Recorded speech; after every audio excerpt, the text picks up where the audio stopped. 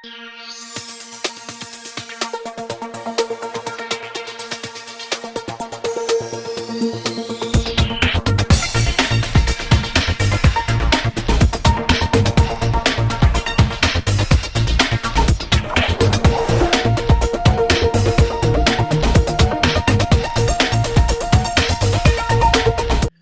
welcome to www.livinginswflorida.com's daily tour of homes. Today I'd like to talk to you about a few things. I often get questions about people trying to sell their home up north or trying to sell their home down here and going to move up. We have a 100% sale rate of our own listings, and I use certain figures and calculations to calculate not only the best top value that you're going to get for your home, but a very aggressive marketing approach to get there. Again, if you don't get your home sold, you can't get where you want to go, and a few things to think about. I often get asked, how do I know if my home is overpriced? So let's go through 4 ways to check if it's time to reduce your price of your listing. The question I always get is my home overpriced? Well, that's a question that crosses every seller's mind at some point if you're attempting to sell your property. Properly pricing a home to start with, to sell can be tricky, especially if a seller is trying to sell in a slow market or if their home value is depreciated since they bought it. Still, it's very crucial that the listing hits the market with an attractive and reasonable price tag. Despite knowing this, some sellers will consistently attempt to list a property above market value with the old start high, come down low routine, but this poor practice can leave a home stale on the market with little hope of selling. So if you're sitting around wondering, is my house overpriced, then ask yourself these next 4 questions. Another thing you got to think about, if you overprice your home and to leave a little for wiggle room, I'm finding that most buyers are offering 97 to 100 or 100% of asking price. In other words, the homes that are selling right now are selling at 98 to 100% of asking price. So buyers aren't making those lowball offers anymore.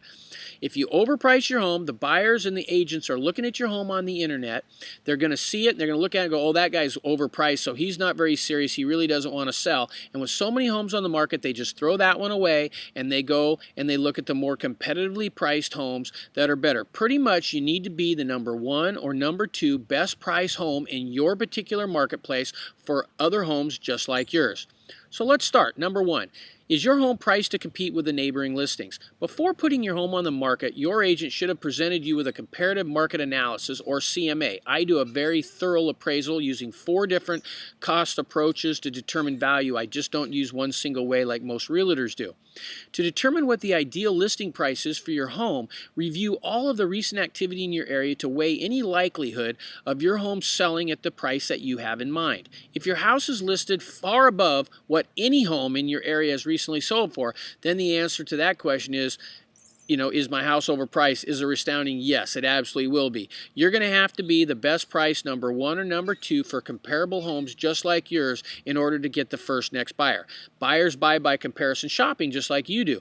They're going to look at all the homes on the market that match what they're looking for, and they're going to say, well, this one for this price is a great one, but that one over there, geez, we could put in our own carpet, our own dock, or our own pool for that price and still be better than that. You're not going to, it's kind of like 2 cars. If you have 2 cars at the showroom floor, one's got fancy wheels and a leather interior and the other one doesn't, and they're both for the same price, which one would you buy? Of course, the one with the leather interior and the nice wheels.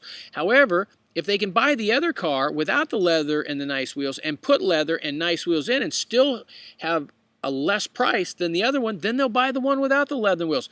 Buyers are just the same way. It's the same way that you bought your home, and buyers are going to do the same thing you do. So number 2, has there been little or no interest in your home since it hit the market? Houses fresh on the market generally experience a large amount of showings within the first few weeks of being listed. I know ours always do.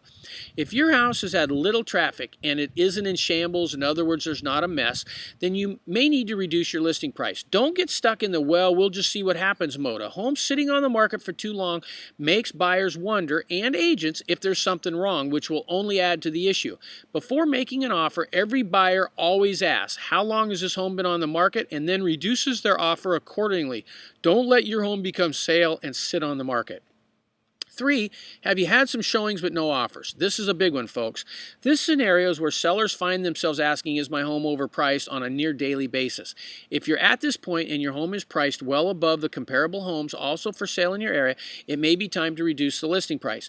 If you've done your homework and you priced your home according to the CMA from the start, then it may be just the right buyer hasn't come along yet. In my 20 plus years of experience, if you are getting no activity at all, no offers, no showings, you're at least 20% overpriced, as the buyers and agents aren't even taking the time to go look at your home, as they consider it a waste of time. They figure you're not motivated, or there's something wrong with the home, and why waste their time when they have other sellers that are more motivated, that are priced right, that they feel are going to be a better purchase for them. But if you're getting showings but you're not getting any offers, you're right around 10% overpriced, as buyers are still looking at your home. In other words, the price is close enough that when they look at the pictures on the internet, the agents and the buyers are saying, hey, for that price, that looks like a pretty good buy. So they come and look at it. But after they look at it, they go, well, there's a better one down the road that's just as nice for less money. Do you understand? So if you're getting a lot of showings but you're not getting offers, you're around 10% overpriced. That's how that works, folks. So you got to press. I would rather see my clients price aggressively and hold firm than to leave room for wiggle room. Because not only does leaving room for wiggle room cause you more problems, it gets you less showings, it keeps you on the market, which causes you to stay longer, which makes the buyers offer you less when it comes, but it also costs you more money in mortgage payments, taxes, insurance. There's a variety of costs that you really have to take into consideration. And finally, number 4, did you interview multiple agents and pick the one that suggested the highest listing price? Oh boy, do I see this one a lot. A good real estate agent like myself will present to you the most comprehensive data in order to build a solid case for the suggesting listing price, and they'll tell you the truth. If you speak to multiple agents all suggesting listing prices in the same ballpark, then you're probably pointed in the right direction. If you come across an agent that strays from the pack, run. These agents may not be experienced in your area, or they may not have your best interest in heart. One of the biggest tricks in the book that a lot of agents use is to tell the seller the price they want to hear, or the price that the seller told them they wanted to get on the phone, or they just tell them a higher price than the other better agents suggested. It's just a ploy to get you to list with them, and then they plan on beating you up on the price, on reducing it week after week after week after week after week. They just keep coming back and trying to get you to reduce the price. That's how they get listings. That's how most all agents list homes. We take a different approach. We try to list it aggressively from the start with the idea that we want to get it sold in 30 days. A happy client is a client that gets a home sold in 30 days, not a client whose home has been on the market for 6 months. Once you've answered all those questions above, answering your original question of is my home overpriced should be a cinch for you, and the next course of action should be a given. My name's Alan Smith, and I'm a listing expert. We sell 100% of all of our listings. We employ a very aggressive, proactive marketing approach, and we'd be more than happy to talk to you about getting your home listed and sold, whether it's here in Southwest Florida or whether or not it's in your hometown in Ohio, Pennsylvania, California, Colorado, or wherever it may be. So give us a call. I'll be more than happy to go over your property wherever it is, and then I'll work with an agent in your area to make sure your home gets sold. If you currently have it listed and you're not having any luck, I'm more than happy to consult with your agent up there so that we're able to get your home sold so that you can get down here and be our next client. So until we speak, give me a call, 239-989-1106. I'm Alan Smith. You have a wonderful day. We'll see you down here in Florida in paradise. Bye-bye now.